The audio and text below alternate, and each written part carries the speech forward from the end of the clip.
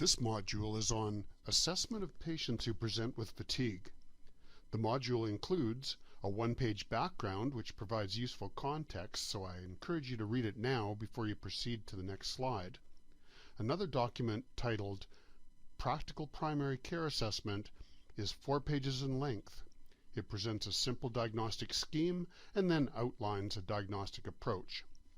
This narrated slide set is an unfolding case study for which we can apply the diagnostic approach according to the scheme. Afterward, you will complete this module by passing the online 10-item quiz. Let's attend to your case. You have a previously well 36-year-old woman, homemaker, presenting to clinic with an 8-month history of fatigue that is exacerbated by physical and mental activities and is not relieved by rest. Fatigue is a common presenting problem in primary care, where studies have estimated that up to a third of patients report fatigue, resulting in around 7 million office visits per year in the United States. The majority of cases of persistent fatigue are secondary to medical and psychiatric disorders or a side effect of drugs. However, about 20 to 30% of all cases of fatigue are deemed idiopathic if no medical or psychosocial cause can be identified. Less than 10% of primary chronic fatigue cases meet the CDC's chronic fatigue syndrome criteria, as outlined on the last page of the process worksheet. Chronic fatigue syndrome is therefore the least prevalent form of chronic fatigue. In the context of an 8-month history, what's brought her into clinic today as opposed to having come in earlier or putting it off even longer? One possibility is that the symptoms are progressing, so it's harder to cope with her usual demands. Another possibility is that the symptoms are stable, but the impact on her life is greater in the context of increased mental, physical, or emotional demands. Which is it in this case? Well, this is worth pursuing because symptom progression points more toward an underlying medical condition. Promptly assess the impact persistent fatigue is having on her quality of life. If she asserts that she is still able to cope with normal demands, then watchful waiting or gradual systematic workup is a reasonable approach. But if she insists that she can't go on like this any longer, then it's incumbent upon you to take effective measures at this time. A patient with impaired ability to meet minimal activities of daily life should not be sent back into the community without an effective plan to manage a self-care deficit. Regarding this patient's presentation, is it fatigue or something else? Elicit the patient's spontaneous description of the features of fatigue. What do you mean by fatigue? Before going to the scheme, decide whether the patient's presenting concern is fatigue per se, or are they instead referring to daytime somnolence associated with obstructive sleep apnea or problems initiating or sustaining sleep, vegetative symptoms of depression, limited stamina due to shortness of breath and exertion, or reduced motor strength.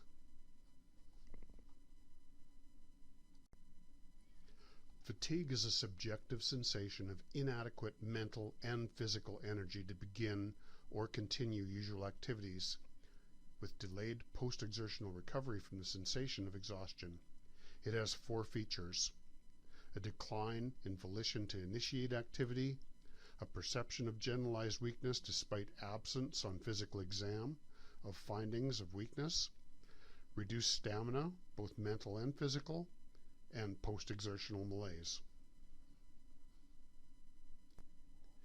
If you're confident that you're dealing with fatigue rather than something else, such as depression, dyspnea, or real motor weakness, then we can move to the scheme. Notice at the first branch point, chronic fatigue is subdivided into either primary or secondary. Note that the definition of fatigue as a primary diagnosis is absence of a medical or psychiatric explanation. In other words, it's a diagnosis of exclusion. So first, exclude secondary causes. Is the patient's fatigue a feature of an underlying medical illness, psychiatric disorder, or social problem? Take a moment now to consider what else could present with an 8-month history of unusual generalized fatigue that gets worse with physical and mental effort and is not relieved by resting. The process worksheet outlines a review of symptoms. Look to it now for ideas about what to ask, what to look for, and some investigations. Then consider what can be done to confirm or exclude the possibilities you listed in the next column. What additional history, physical findings, diagnostic tests would help rule in or out an alternative diagnosis? These are some of the ideas students have previously suggested during this session. Go through them, think about them, see if you can add to this list. Now, reflecting on the table from the previous slide, let's get back to the case and see what we can knock off our differential diagnoses. She says she's taking no medications, no dietary health supplements, no herbal or natural remedies. She says she had anemia during a past pregnancy, but she doesn't offer a specific clinical diagnosis. She says she has regular menses. She denies sleep problems or other than wanting to go to bed earlier and not feeling like getting out of bed in the morning. She says her weight's stable. She denies any changes in mental or physical workload. She says she's not over-exercising, drinking, smoking, or using recreational drugs. She says the fatigue is impacting her ability to do housework, maintain her appearance, and enjoy life. She is a homemaker and is slowly working on her first novel. Rounding up the history, review of symptoms appears negative, so we proceed to the physical exam, which has 2 intents, although its diagnostic value is typically negative in cases presenting with chronic fatigue. The other purpose of doing a thorough physical exam is to assure the patient that complaints are being taken seriously, and that's important. Now, this patient's afebrile. Her vital signs are all within normal limits. She's alert. She's well groomed, despite she said she's tired and can't take care of her appearance. She has a clear complexion, no pallor, no jaundice, no erythema. Her ENT's normal, chest normal, musculoskeletal system normal, abdomen normal, depression screen suggests the need for further assessment.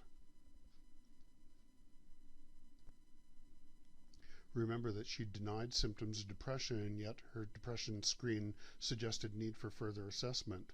So you have to consider some possible explanations for her history being inconsistent with physical exam and investigations. Beyond this small battery of preliminary tests to rule out common conditions that can't be ruled out with history and physical, lab tests and diagnostic imaging are seldom helpful in the absence of provocative history or physical findings. Iron deficiency is common and can cause fatigue even in the absence of anemia. Add a retic count to that CBC. Subsequent lab tests should be guided by high pretest probability. Otherwise, the risk of false positive interpretation of minor lab abnormalities leading to unnecessary follow-up tests. Okay, so what's your impression? Is this patient's persistent fatigue secondary to a medical or psychosocial condition?